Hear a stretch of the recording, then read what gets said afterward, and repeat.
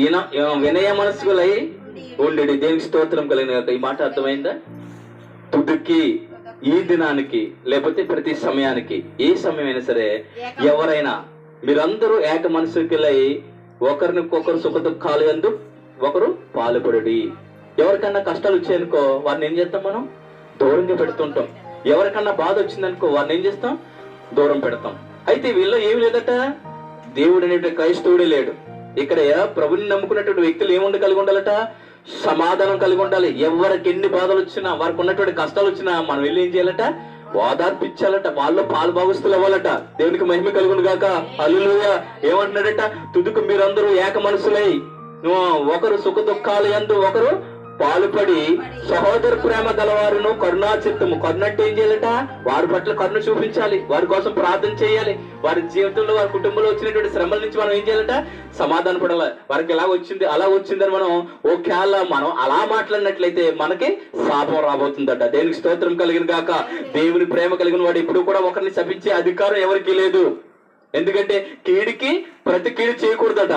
ఇక్కడ ఏమంటున్నాడంటే అట్టి రీతిగా కరుణాచిత్తము వినయ మనసు కలిగారై ఉండి. తర్వాత 9వ వచనం చూసినట్లయితే ఆశీర్వాదమునకు వారసులగుటకు మీరు పిలువబడుతురి కనుక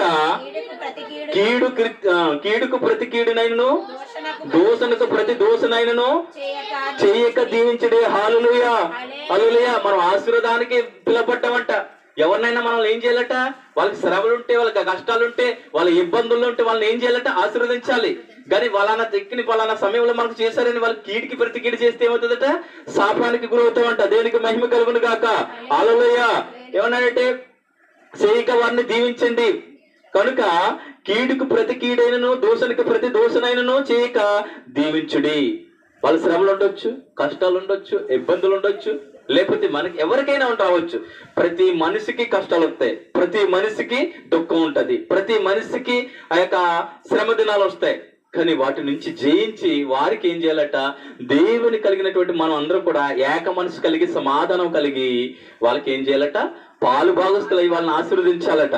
ఆశీర్వదకరంగా ప్రార్థన చేయాలట.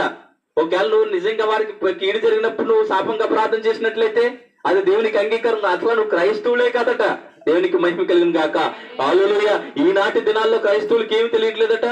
కీడికి ప్రతి కీడు చేస్తున్నారు. అసలు అది సమస్యే కాదు. అది అసలు చాలా దేవునికి వ్యతిరేకమైన పనులు మాట. ఈ దినాన్ని మనం ఏం గమనించాలంటే ఏమంటున్నాడట? కీడికి ప్రతి కీడైనను దోషునికి ప్రతి దోషనైనను చేయక దీవించండి. నేను మొట్టమొదటిగా ఏం తెలుసుకున్నానంటే ఇది మాత్రం